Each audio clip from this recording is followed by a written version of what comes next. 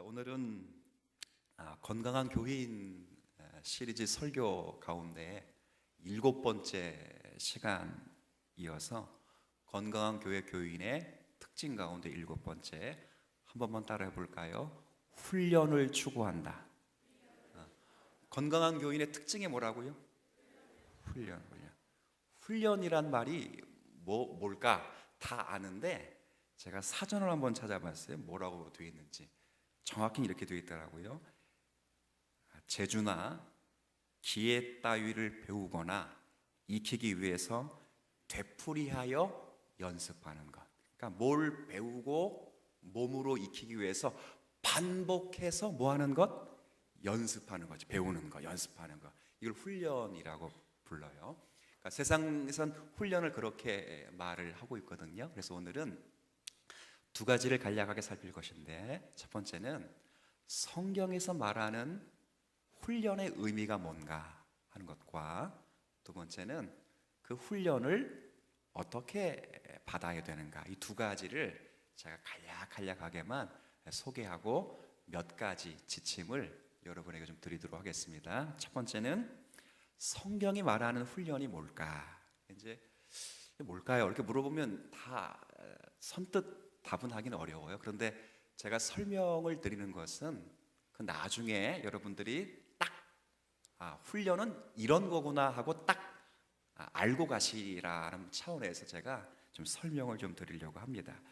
훈련의 성경적 의미를 좀 알려면 훈련이라는 말 의미와 똑같은 표현을 생각하면 돼요. 그러니까 훈련의 또 다른 이름이 있어요. 우리는 훈련이라고 말하지만 이 성경의 훈련이라고 번역된 말이 똑같은 표현으로 번역되지 않고 또 다른 표현으로 번역되는데, 뭐라고 번역되는지 제가 불러드릴 테니까 두 개가 어울리는지 안 어울리는지 그것만 한번 대답해 보세요. 훈련을 또 다른 번역으로 뭐라 부르냐면 징계. 뭐라고 부른다고요? 어울려요, 안 어울려요? 안 어울리죠. 그럼 우리가 문제가 있는 거예요? 성경에 문제가 있는 거예요? 성경 바꿔버릴까요? 마음에 안 드는데 이거? 아니 바꿀까요? 아니면 우리가 바뀔까? 역시 훌륭하시. 제가 여러분 때 목회하는 거예요. 그러니까 훌륭하시다. 전 갑자기 또 성경을 바꿉시다, 내일 다음 주부터 불경을 읽읍시다 또 그럴까봐 고민했는데 전혀 그렇지 않군요. 그렇죠? 우리가 바꾸면 되죠. 훈련의 또 다른 이름이 뭐라고요? 징계. 징계 그러면 우리는 자꾸 말 안 듣는 사람 이렇게 뭐 때리고 뭐 혼내고 뭐 이런 것으로 생각해서 좀 부정적인 의미로 많이 갖고 있어요. 유쾌하지 않는 처벌 이렇게 돼서 생각을 하는데, 사실 징계가 무슨 거와 똑같은 의미라고요? 훈련. 자, 더 긍정적인 의미가 있어요. 그러니까 징계의 뜻, 훈련이란 뜻은 요걸 기억하세요. 따라합시다. 자식 만들기. 자, 훈련의 뜻이 뭐라고요? 아까 훈련의 일반적 사전의 의미는 기회나 기술을 배우기 위해서, 익히기 위해서 반복하여 하는 연습이라고 되어 있지만, 성경에서 훈련과 징계의 의미는 딱 5글자예요. 시작. 자식만. 누구 자식 만들기? 그렇죠. 자, 오늘 훈련이라는 뜻 확실히 알았어요. 그죠? 훈련은 무슨 뜻이라고 성경적으로? 자식 만들기. 영어로 훈련을 디사이플린이라고, 이렇게 되어 있는데, 이 번역을 신학적으로 번역할 때는 권징이라고, 징계라고 번역을 해요. 일반적으로 통상적으로 번역할 때는 훈련이라고 번역해요. 그러니까 똑같아. 영어권에서도 훈련과 징계를 같이 쓰고 있어요. 그리고 헬라어 원문에 보면 더 정확히 되어 있어요. 헬라어 원문의 훈련을 뭐라고 번역했냐면 파이데이아. 이건 몰라도 돼요. 근데 여기서 파생된 단어는 주일학교 교사를 하시면 다 알 거예요. 파이데이에서 파생된 단어. 그렇죠, 우리 혜미 선생님. 파이디온 들어봤어요? 파이디온? 우리 교사분들은 들어봤어요, 안 들어봤어요? 들어보셨죠? 애들 공과 만드는 곳 파이디온. 이게 아이들, 아이들. 그래서 파이데이아라는 뜻도 훈련이라 징계라 이렇게 번역을 하지만 실제적은 아이 만드는 것, 만드는 거라는 뜻이에요. 그러니까 아까 제가 훈련이란 뜻이 성경적 의미로 5글자 뭐라고요? 자식 만들기. 하나님이 우리의 인생이 왜 그렇게 고달프냐? 넓게 말하면 훈련받는 것인데 뭐 만들기 위해서? 그렇죠. 그래서 고달픈 거예요, 사실. 저희도 아이가 이렇게 셋이 있잖아요. 가정사 이야기에서 좀 쑥스럽지만 지금 너무 기쁜 게 이제 막내가 초등학교를 들어갔다는 게 너무 기뻐요. 일단. 왜냐하면 유치부 어린이의 딱지를 떼어서 너무 일단 좋아요. 엄마 손이 별로 안 가도 되니까. 근데 이제 가끔 이렇게 생각해 보면 안 가긴 뭘 안 가, 그죠? 유치원은 그래도 몰라 다른 데는 모르겠지만 우리는 안 그렇지만 다른 데는 유치원은 그래도 유치원 차가 어떻게 해요? 데려다 주는데 1학년은 부모가 타다 줬어요. 초등학교 졸업하면 좀 나을 줄 알았어요. 우리 큰애가 좋다, 해방됐다. 근데요, 중2병이라는 거 참 무섭더라고요. 감당이 안 돼, 감당. 이 땅의 아버지들이요, 중2병을 극복하신 분들은 성자이거나 예수 그리스도의 친구가 아닐까 싶어요. 안 된다고. 고등학교 가면 좀 나을까요? 이제 물어보는 거예요, 좀. 그러지 않죠. 제가 우리 고3을 둔 부모를 보니까 야, 산삼보다 더 중요한 고3. 야, 정말 중요하더라. 자신이 없어요. 대학 들어가 좀 나을까요? 아, 진짜 우리 청년들 부모님들 보니까 안제나 서나 자녀 직장 문제. 결혼은 꿈에도 못 꿨고 뭐가 아직 안 잡혀 있으니까 직장 때문에 진짜 걱정되죠. 결혼하면 좀 나아요? 뭘 먹고 사나? 지금 부모님이 저의 걱정. 제가 뭘 먹고 살지? 애 많이 나면 애까지 안기잖아요. 그러니까 참 염치 없죠. 저희가 저는 안 그랬는데 남동생이 맞벌이를 해요. 한 몇 달 전부터. 이제 재수 씨가 유치원 교사거든요. 어린이집 교사거든요. 그래서 이제 다시 돈 좀 벌겠다고 갔는데 그 애를 누가 보냐면 우리 어머니는 애 안 봐요. 직장 다닌다고 일한다고. 누가 볼까요? 우리 집 원주거든요. 청주까지 내려가가지고요. 애를 보는데 안 걸리는 감기가 걸려왔어요. 아버지가. 애 보는 게 그렇게 힘들어요. 그렇게. 근데 거기서는 아프다 말도 못하고 원주 와가지고 끙끙 앓다가 또 내려가. 왜 그래요? 이게 전부 자기 자식을 만들어가는 과정이에요. 세워가는 과정. 훈련이 뭐라고요? 훈련이 자식 만들기. 누구 자식?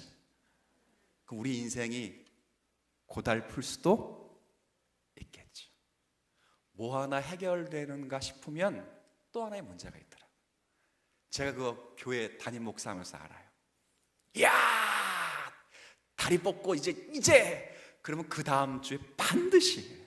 저는 일이 잘 되면 어느 누구에게도 말을 안 해요. 혼자 씩 웃어 이렇게 다. 어느 누구에게도 말 안 해요.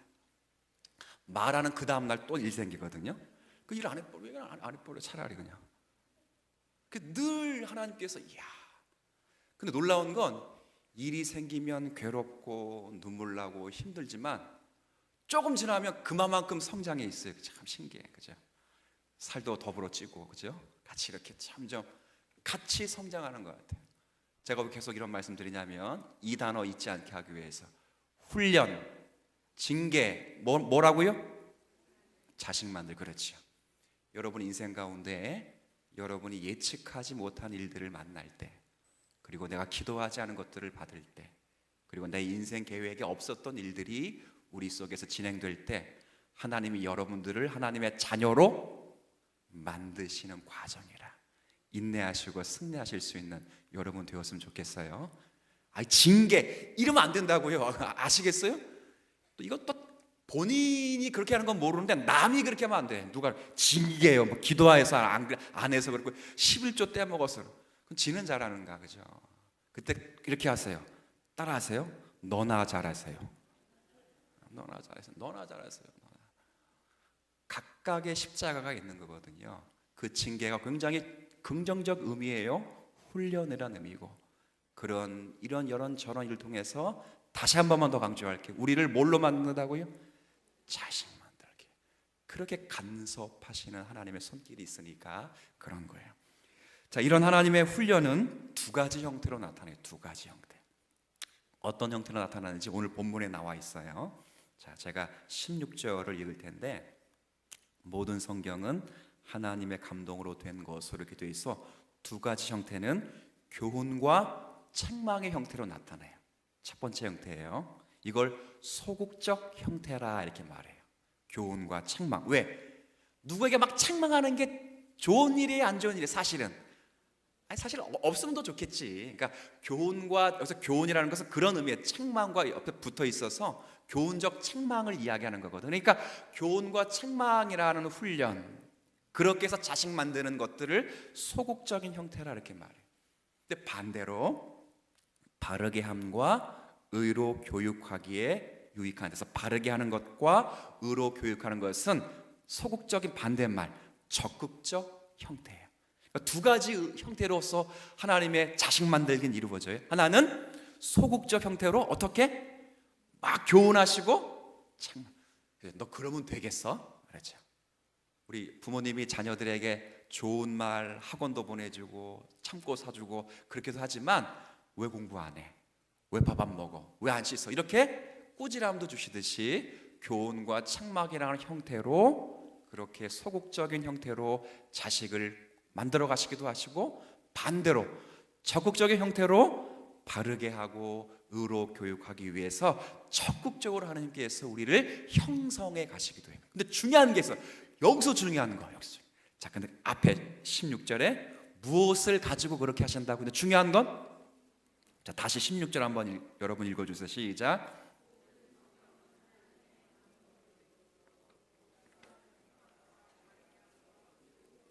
예, 소극적인 형태에서 교훈과 책망의 말씀들을 하시든지, 아니면 교훈과 책망을 하시든지, 아니면 적극적으로 우리에게 무엇을 형성하시기 위해서 바르게 하거나 의로 교육하시든지, 중요한 건 무엇을 가지고 그렇게 하신다는 거예요. 성경. 그 성경을 뭐라고 되어 있어요? 하나님의 감동으로. 정확한 번역은 하나님이 불어서 만드신 것으로. 이게 성경이에요. 하나님의 영감으로 만드신 그것으로 우리를 책망도 하시기도 하고 바르게 형성케 하시기도 해요. 그래서 중요한 건, 아까 이걸 설명하기 위해서 교훈, 훈련, 이게 뭐 만드는 거라고요? 그럼 하나님은 자식을 만들 때 무엇으로? 하나님의 말씀. 다양한 환경과 사건이 있을지라도 그 다양한 환경과 사건을 하나님의 말씀과 함께 고민하고 적용하고 생각하고 씨름하면서 하나님의 자녀다움 성도로 세워가시는 것을 통틀어 훈련이라 이렇게 말해요. 자, 여기까지 이해됐어요? 이제? 이해가 아직 안 되신 것 같은데, 됐다고 가정하고 합시다. 이게 뒤로 가는 건 힘들어. 앞으로 가는 건 좋은데 뒤로 가는 건 일단. 자, 그렇게 됐을 때 제가 몇 가지 하나님이 훈련하신 이 자리에서 여러분들이 유념해야 될 몇 가지 규칙들을 설명해 드릴 테니까 들어보시고, 이제 이 규칙 개념은 잡았고 그렇게 하시는 것을 원리는 알았으니까 이제 우리의 삶 속에서 그렇게 저와 여러분들이 적용하고 있는지를 점검하셔야 돼요. 첫 번째는 구체적으로 훈련을 궁극적으로 긍정적으로 하기 위해서 몇 가지 원리를 제시하면, 첫 번째는 아까 소극적이든 적극적이든 무엇을 가지고 하나님이 훈련을 시키신다고요? 성경. 그래, 첫 번째 원리는 온유함으로 하나님의 말씀을 받으라는 거예요. 자, 한번 따라해 볼까요? 온유함으로 하나님의 말씀을 받아라. 이게 무슨 말이냐면, 훈련받는 성도들이 가장 중요하게 생각해야 될 것이 뭔가, 하나님의 자녀로 만들어지고 있는 저와 여러분들이 가장 중요하게 생각해야 될 것이 하나님의 말씀을 온유하게 받아야 된다는 거예요. 받아들여야 된다는 거예요. 왜? 아까 바르게 하거나 의로 교육하거나 아니면 교훈하시거나 책망하시거나 여러분의 다양한 삶과 원리를 무엇과 연결해서 하나님이 훈련시키신다고요? 성경과 연결해서 그렇게 하시겠다면 우리는 당연히 하나님의 말씀을 온유함으로 받아들여야 돼요. 여기서 온유함이라는 것은 어떤 의미냐면 그냥 마음 착하게 잘 듣는다 이런 의미가 아니라 여기서 온유함이라는 것은 즉각 순종할 마음을 가지고 하나님의 말씀을 받아들이라 그 말이에요. 그러니까 예를 들어 사무엘이 여호와의 말씀이 귀한 시대를 살 때에 엘리 제사장을 섬기고 제단을 섬길 때 하나님께서 음성으로 말씀해 주셨을 때 잘 분별하지 못하다가 나중에 그것이 여호와의 음성인 줄 깨닫고 하나님의 음성을 들을 때 뭐라고 됐습니까? 주님 말씀하옵소서 주의 종이 듣겠나이다 이렇게 했거든요. 똑같은 마음을 가지셔야 돼요. 하나님이 저와 여러분들을 훈련하시고 자녀를 만드시는데 여러분의 갖가지 삶과 정황을 무엇으로 설명해 주시길 원하냐면 여러분의 감정도 아니에요. 여러분의 어떤 경험도 아니에요. 여러분이 갖고 있는 통상적인 어떤 데이터도 아니에요. 여러분이 가지고 있는 모든 상황과 모든 경험들을 결국 하나님의 말씀이라는 것을 통해서 그것을 해석해 주셔요. 그러면 여러분들은 하나님의 말씀을 온유함으로 받아들일 마음의 자세를 가지고 있어요. 그 온유함이라는 것은 즉각적으로 순종하실 수 있는 마음을 가지셔야 돼요. 제가 한번 이야기를 드려볼 테니까 어떻게 하나님 말씀을 듣고 계신지 한번 보세요. 혹시 여러분들이 성경을 읽을 때 어떤 마음을 갖고 있는지 한번 보세요. 단지 성경을 통해서 지식을 얻기 위해서 읽고 있는가 아니면 정말 설교를 듣거나 하나님의 말씀을 읽을 때 성경을 읽을 때 정말 하나님이 성경을 통해서 설교를 통해서 하나님이 말씀하신다고 확실히 믿으세요? 이게 굉장히 중요해요. 이게 시작돼야 돼요.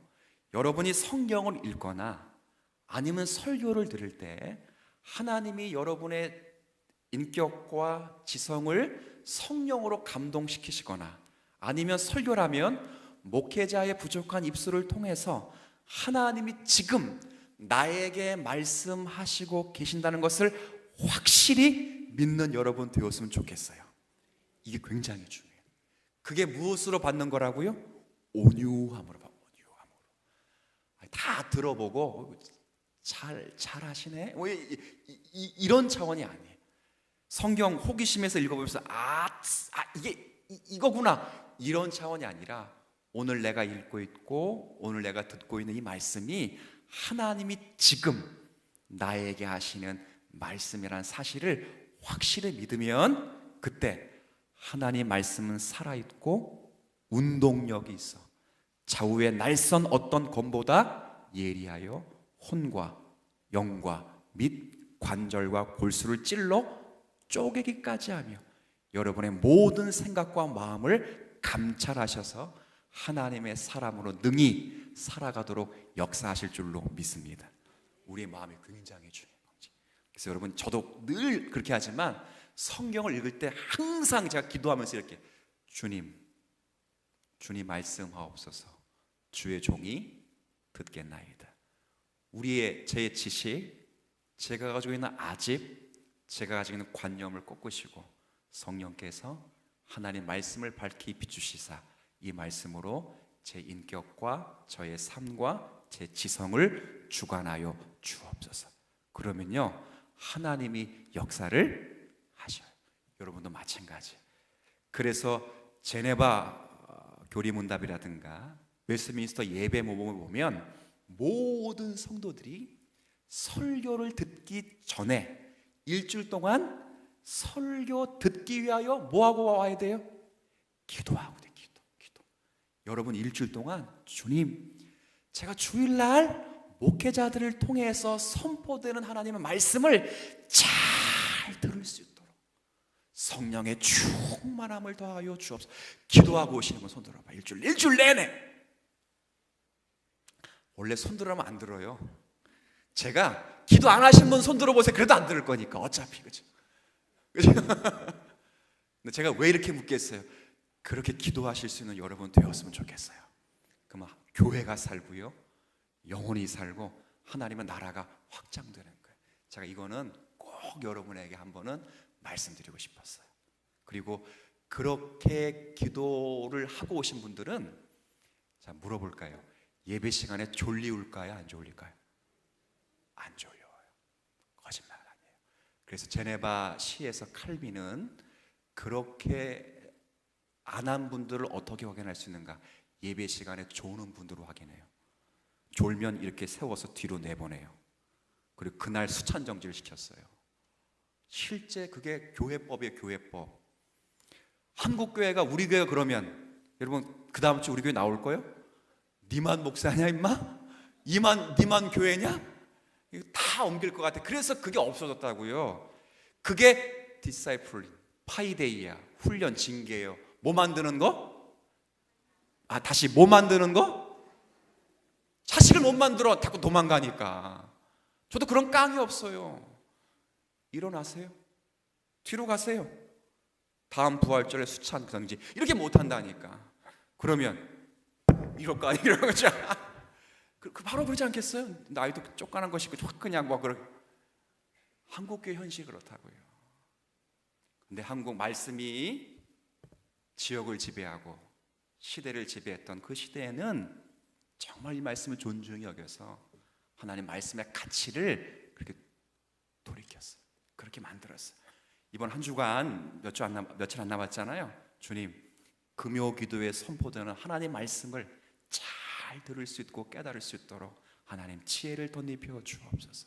성경 읽을 때, 주일 예배 때 그렇게 기도하셔서 예배가 살아있을 뿐 아니라 예배 때 선포되는 주의 말씀이 여러분의 심령과 여러분의 삶을 변화시키는 하나님의 말씀이 되시기를 주의 이름으로 축원합니다.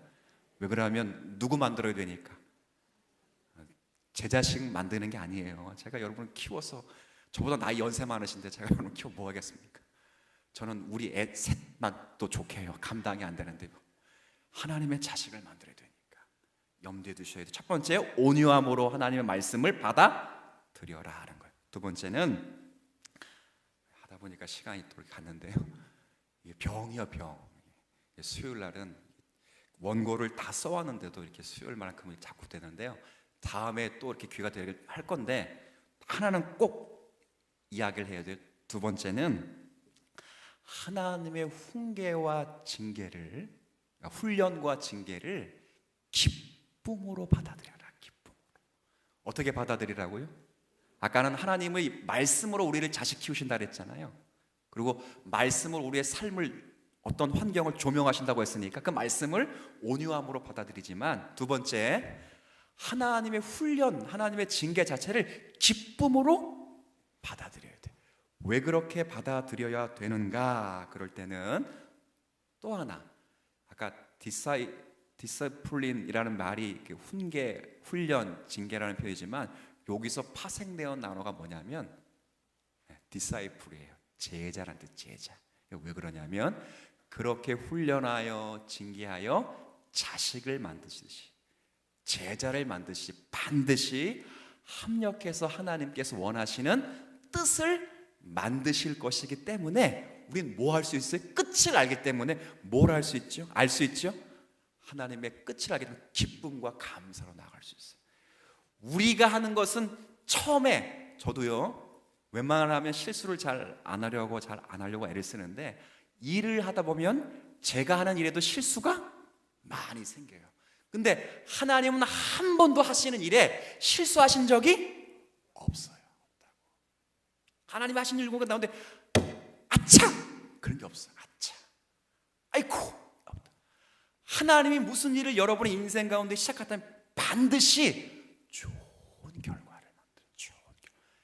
그 결과를 받아들이기까지는 굉장히 힘들지만 그러나 반드시 그 결과는 예비되어 있어요.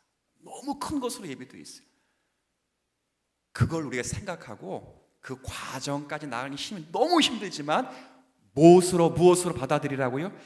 기쁨으로 기쁨. 그렇게 받아들이실 때 하나님이 여러분을 향하신 그 은혜의 내용들을 적극적으로 이루어 가실 것으로 믿고 여러분들의 삶 속에서 이 훈련을 잘 받아갈 수 있는 여러분이 되시기를 주님의 이름으로 축복을 드립니다.